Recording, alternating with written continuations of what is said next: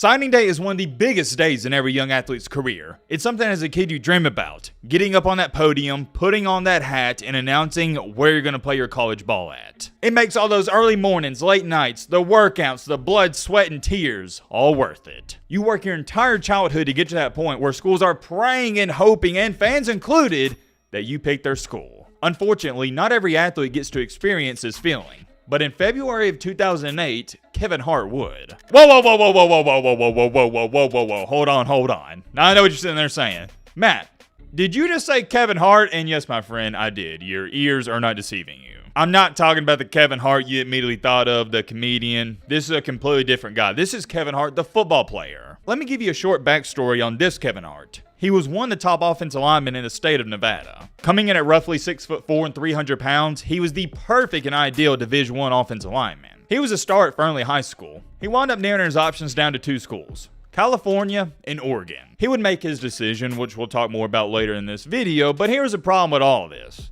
Cal, or Oregon, didn't even offer him. He faked it all. When I was doing all my research and gathering information for this video, I have no idea how it even got this far. If you think everything I said up until this point is crazy, I'll leave you with this. You're in for a treat. We are scraping the surface. I'm talking about the tip of the iceberg with this entire situation. I don't know if I've ever said this in an intro, but you are going to want to see what happened. It's hard to believe. The things he did, the strings he was pulling, it's unfathomable. The way he was able to keep this lie going, in his high school head football coach's words, not mine, it was a perfect storm. Oh yeah, speaking of his high school coach, he got him fired because of this whole incident. Even till this day, there is a ton of uncertainty as to what really happened and what went on. Fortunately for you guys, your boy Matt did all the digging and research. There's many questions people have been asked about this guy even till this day. But however, it all circles back to the one.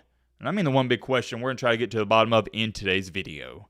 What really happened to Kevin Hart? You already know, to get into Mr. Kevin Hart's story, we got to throw it all the way back to where things started. When he first started attending Fernley High School, which yet again is located in Nevada, he had no intentions on playing football. It wasn't necessarily because he wasn't interested, it was more so of he was a very shy individual. That's one thing I want you to know about Kevin Hart early on in this video. He was shy, and some people may say insecure. He didn't have a lot of friends. Although he was this big guy, he wasn't going to go out of his way to join the football team. Fortunately enough for Kevin Hart, the head football coach at his high school saw him playing baseball in the summer, went up to him and said, "Hey, we'd love to have you part of the team, brother," and he joined. Here's the good news. The high school football team just got a brand spanking new 6'4", 300-pound offensive lineman. That's not common in high school. Here's the bad news. He was kind of clumsy and he was as raw as it gets. He had a lot of learning to do. But like one of my former high school coaches told me, there's two things you can't coach, Matthew. Size and speed. You don't gotta be a rocket scientist to guess which one Hart had. Man, it wasn't speed. He had size, all the size in the world. They quickly put him in the weight room, and within a year, he looked like a real deal football player. Get a load of this. By his sophomore year in high school, he was already squatting 500 pounds. Here's what one of his former coaches had to say about Kevin. A very good teammate, good leader, never missed a practice, never missed a workout, was encouraging other people, players, younger players, and good in the locker room, funny. His mobility for a guy his size was real good. I mean, real good. Paid attention to detail, really got down the footwork. Fast forward in time to his junior season, he dominated. He was named first team All-State. But not only that, this is when some schools, they were starting to take notice. Ladies and gentlemen, boys and girls, this is where our story starts to heat up, so you better buckle and strap in, do whatever you gotta do. In April of 2007, yet again, his junior season, this is when he first started receiving mail from D1 teams. They were showing interest. Let me clarify, these were not offers, just some interest from schools like Washington, Oregon, Nevada, and some smaller schools like JUCO. You're probably sitting there thinking, well, Matt, this sounds pretty good, and it does at this point in time in our story, but there were some things going on behind the scenes that weren't being brought to light. One of those biggest things, if not the biggest thing, is Kevin Hart. He was struggling in school. From everything I read, it wasn't because he was dumb. It was more so of he didn't apply himself. He didn't care about school, not even to the slightest. Another thing that didn't help, and maybe it's changed since then, but Fernley High School, they weren't too big on academics, especially if you're a star football player. They were letting a lot of stuff go. As long as you had, and this is so bad, a 1.5 GPA, you were eligible to play on Friday nights. For those of you who don't know, a 1.5 GPA, what is that? I don't even know. It's like getting a D minus. Think about that. You get a D minus or a C minus or D plus, something like that, and you're still going to be eligible. And we know how it is in high school. Nobody except for nerds really care about grades and whatnot.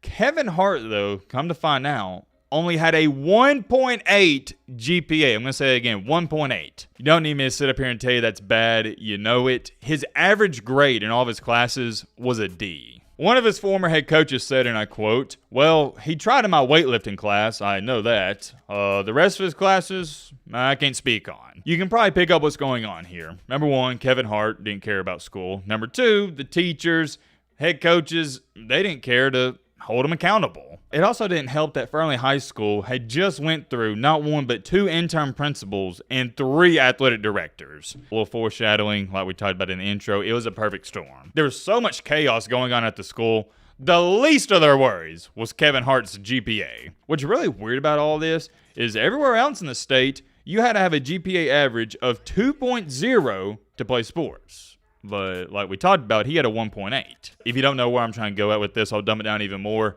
He shouldn't have been eligible in the first place. Of course, we can talk about that now, but the bottom line is at the time, they was letting it slide. He was playing. One thing I thought was hysterical is one of his former classmates was asked about Kevin Hart and how he performed in class, and he stated, and I quote, "I have no idea how he even passed the class, because every time I saw his grade, he got an F." You can't make it up, and according to that same student, Kevin Hart, it's not that he was trying and he couldn't get better than an F, and he didn't try at all, and that was the problem. I want you to keep in mind, although you watching this video and me talking right now, we know that Kevin Hart had a 1.8 GPA.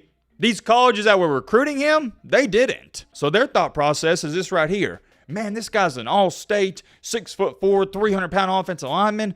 We got to recruit him, and we got to recruit him hard. And as the days and weeks continue to go on, he would get more and more mail from these schools, and not just any schools, but D1 schools. And Kevin Hart even got a little ego, according to some people, because he would get this mail, and he'd flash it around to people and tell them, "Hey, looks like I'm going D1. He wasn't shy about his recruitment, not even to the slightest. He was telling his teammates, his coaches, and his friends at school that he was scheduling visits at all these D1 schools. Here's what one of his friends had to say. A lot of kids doubted him. I'm not going to lie. I'm his friend, and I care for him, but I did doubt him. I mean, a Fernley kid? The first one ever getting recruited by a D1 school? I mean, that's huge for a small town like this. I would say more kids doubted him than believed him, and that I guess drove him even more to try to become a D1 athlete. At this point in time in his story, even his friends are like, "Hey, we didn't believe in you, but you proved us wrong," and they're clapping it up to him. They're giving all the kudos and respect. Come to find out, though, these quote-unquote D1 offers and letters he was getting from schools like Washington, they weren't what they were made out to be. What it actually was were college form letters. If you don't know what a college form letter is, I'm going to read this off word for word. College forms are documents used to collect information from prospective students and current students for various purposes, such as applying to college, requesting financial aid, or managing academic records. In other terms, I'm trying to dumb this down even more. Washington was not offering him. They were not really even interested in him at all. These were bulk letters that were being sent out to, if I had to guess, probably not hundreds of thousands, but 50 to 75,000 students all across America. He wasn't really getting mail from Washington. They were just reaching out to him because they were wanting him to come to their school as a student. Here's where things started to get hectic. He would tell his parents that he had an unofficial visit set up with Washington. His parents would pay for a flight and a taxi service, remember this is before Uber and all that, and send him up there for one day. His parents are thinking, "Oh man, this is awesome. He's going to spend a day with the football team." Just typical visit stuff. Y'all know what happens on visits. You've seen videos and whatnot. You want to know what Kevin did instead? He went to a Seattle Mariners baseball game and flew back. He wound up telling his family, "Oh yeah, things went great. I went to a practice. I was talking to all the players and coaches." But that never happened. Remember those forms I was telling you about? He would fill them out and send Washington his transcripts, but he never heard back from them. This is when Kevin had what I'm going to call a light bulb moment. He was like, "Well, wait a minute. Maybe they're not reaching back out to me because of my grades." To me and you watching this video, we're like, duh, obviously. But as you can tell, Kevin wasn't the sharpest tool in the shed. And it had a lot to do with he was living a lie to the point where he started to believe all the nonsense. He's telling all of his friends, family members, everyone, "Oh yeah, Washington's recruiting me," but he forgot to tell himself, "Oh yeah, that's not the case." Although he knew at the time that he didn't have the grades to go D1, he found himself in a pickle. He was already telling people for months, hey, I'm getting D1 offers left and right, man. I went up to Washington for an unofficial visit. If he were to come out now and say, hey guys, I'm sorry, I lied about all that, I wasn't getting all these offers, that's a bad look, and people were going to clown on him. He had two choices. Number one, end this lie now before it gets worse, or number two, continue to go on with it, and you can probably guess which one he chose. I could only assume he thought it was too late to turn back, and it only continued to get worse. In the summer of 2007, he would attend a University of Oregon football camp, and this is where his abilities on the field, not just off the field, but on the field, got exposed. He was an all-state offensive lineman as a junior, but Oregon viewed him as a, at best, borderline prospect or walk-on. I think we can all agree. That's going to humble you, and to go on top of that, he didn't have the grades to go to Oregon anyways. Here's what Kevin has to say about all this up until this point. I kept it to myself. I was embarrassed because, I wanted to live up to everyone's expectations and couldn't deal with people at the time knowing that I failed. I just wanted to be someone, and when I couldn't be that person, it was tough, and I didn't know how to really explain that to people or tell people that. Remember how I told you earlier in this video at the very beginning he was insecure and shy? That's where this comes back into play. What's the phrase I'm looking for here? Since he never really had a sense of worth, that's why this continued to go on, if you could ask me. I think a better way of saying it is, he wanted to be somebody so bad. It didn't matter what it took or what he had to say, he was going to do it. The lie would continue to go on, though, when he returned home from the Oregon camp. As you could guess, he was telling everybody and their mama, oh yeah, Oregon's interested, they offer me, and they want me real bad. But reminder, they said at best, he's a walk-on. Here's where things get even more interesting. After the Oregon camp, he would attend a Nevada camp. Nevada's his home state, and this college was actually really interested in him before he showed up to camp. Here's what the head coach at the time had to say about his performance at the camp, and I quote, or my apologies, not the head coach, this was a guy on the coaching staff at the camp. He would have been a marginal player for us. Having had him in our camp up close and personal gave us more insight as opposed to just seeing him on film against other small Nevada schools. You know how Oregon and Washington asked for his transcripts to fill out a form? Well, Nevada didn't even ask for that. They just weren't interested. Kevin Hart would return home, and you already know what he was telling all of his buddies. Sorry I'm laughing. Just listen to this. So when he returned home, he was telling all of his friends how he was hanging out in the locker room with the Nevada football players. Which didn't happen, but hold on, there's more. He also told his friends that the coaches promised to give him extra tickets for all of his buddies to come watch him play. Eventually, a local newspaper would reach out to him and ask him this question right here. How many schools have recruited you? Names and details. Here is what Kevin responded with. Well, right now, there are a number of colleges recruiting me to play football. Wasn't happening. Nevada, Boise State. So now Boise State is getting thrown in the mix. Washington, Oregon, California, and Oregon State. But the schools that I am in contact with are Nevada, Oregon, and Washington. Oregon and Washington have offered me full ride scholarships. Didn't happen. This is a pivotal point in our story as well because this made it official. This was going in the newspaper. Now there's no turning back. Before he said this statement in the interview, he could have turned back, said, all right, guys, I lied, sorry, and it wouldn't have been that big of a deal. But now, yeah, it was blown way out of proportion. Here's another thing we need to talk about. I almost forgot to throw in there. The high school, Fernley, they weren't talking to these colleges like the principal, athletic director, etc., and the coaches weren't talking to these colleges either. That should have rang a bell for either the head football coach or the high school at the time, but it just, like I said, it was a perfect storm. That high school was already a mess in itself. Here's what Kevin had to say as to why this continued to go on. I thought it'd be too hard on them to find out it wasn't going to happen, so I kept it to myself. When people look up to you in the school and you're kind of big man on campus, it's just hard to tell them that, no, I can't do this, and you go back to being a person in school, because for me, I was big man on campus for a while. Fast forward in time a little bit to finally Kevin Hart's senior season. Things were looking great. Fernley's high school team made it to the state semifinals, and he was named the state's top offensive lineman. That's a prestigious honor. When the season was over, in January of 2008, Kevin had a bright idea. National Signing Day was only a month away, in February, and he decided the best way to go about all this is I'm going to hold a news conference at my high school. The crazy part is he thought about backing out, but it goes back to this.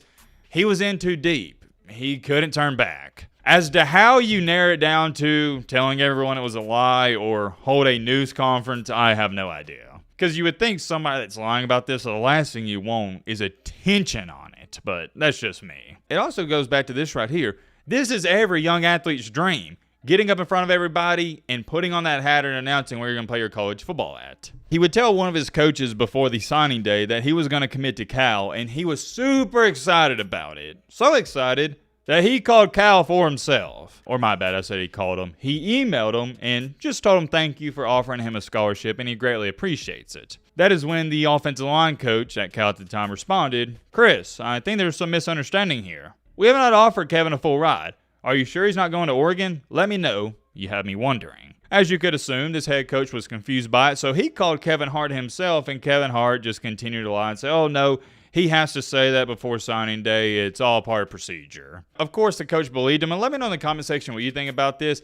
I don't really think you can blame the coaches too much because this was an all-state offensive lineman. He fit the part. It's not like this was some scrub-a-dub-dub third stringer that's going around saying, "Oh yeah, I got offers from Oregon, Cal, Washington." When the moment finally came, Kevin stated, and I quote, "After sitting down with my family, I came down to two choices. It was Oregon and Cal. And I decided that, I'm going to be playing football at the University of California."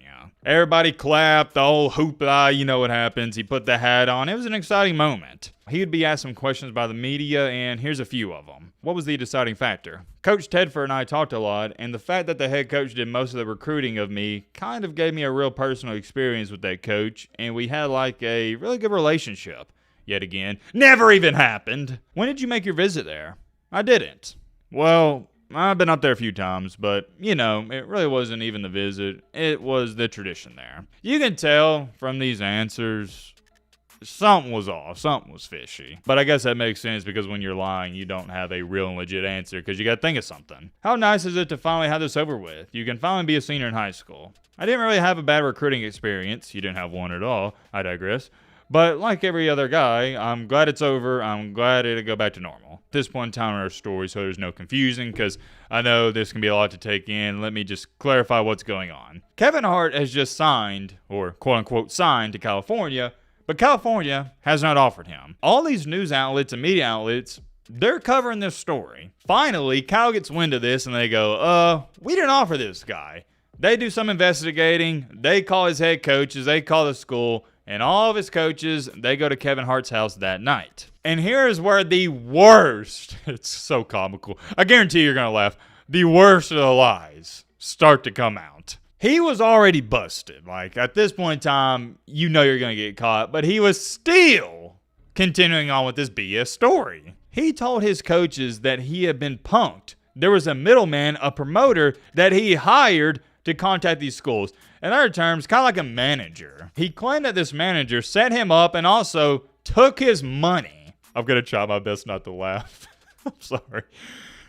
When the coaches asked him who this quote-unquote manager was, he says, "Oh, it was Kevin Riley." You're probably wondering about why you're laughing, dude. Who the heck's Kevin Riley? That's just some made-up guy. But no, it's not.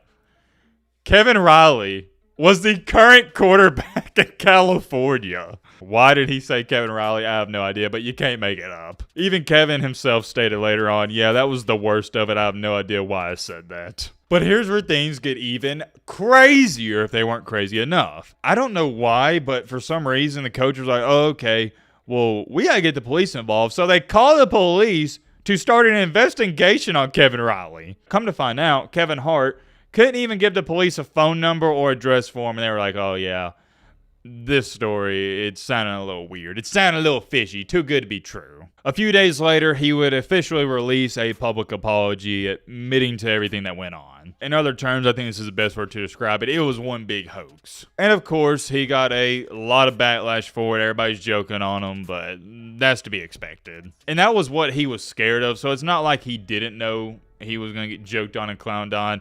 That's why the lie continued to go on. Here's what his parents had to say about it, and I quote, "I wish Kevin would have came to us, talked to us, and told us that he didn't have his grades or GPA up high enough. We could have worked with him somehow to get that. We could have hired a tutor. It was degrading to both my wife and myself. We're not disappointed in him. We're just disappointed in the actions that led up to all that. We wish he handled it a different way and not lied. Guess who was also catching a lot of heat for this? Not only Kevin Hart, but his high school coach. Here's what an anonymous college coach has to say about this whole incident. I can't believe you didn't know the process. A college coach who's recruiting a kid is going to be in the school or the home at some point. I can see the parents being naive, but I don't know how you can be a high school coach and have a Pac-10 recruit and expect they're not going to call you. They're spending over $100,000 over a 5-year period on a kid. There's no way they're not calling the high school coach. They've got to be thorough. Their job is on the line. The Lyon County School District would agree with this, and on February 8th, his high school coach was fired. This coach, who goes by the name of Hodges, did file a defamation of character lawsuit, but he lost. Here's what he had to say about it, and I quote, "There's no one who was more of a sucker than me, but it was a perfect storm. There were letters and phone calls from coaches. He's all-state, the best lineman in the state, things I can't even tell you. Plus, I'm teaching and getting ready for the next season. I missed it because, like I said, it was a perfect storm." Of course, the next couple of months for Kevin Hart were pretty rough, but he handled it well. He got a therapist, opened up to him, and a lot of his friends, they were there for him, which is great. Every person he had a relationship or ran into in his area, he apologized to them. He already had it made up in his mind. He was done with college football. It was the last thing that he was worried about. I knew I wasn't going to play, and I honestly didn't want to play. I was so down on myself. I mean, it's a game of egos, and when you have one sky high and then you have one at absolutely zero, it's tough to play. When your whole life gets flipped upside down because of something you do, you don't know where to go. So college football was not on the list of places I'd go from here. I figured, why would anyone take a chance on me? You're probably sitting there thinking this is the end of Kevin Hart's story, but just like the man, the myth, the legend, Lee Corso says,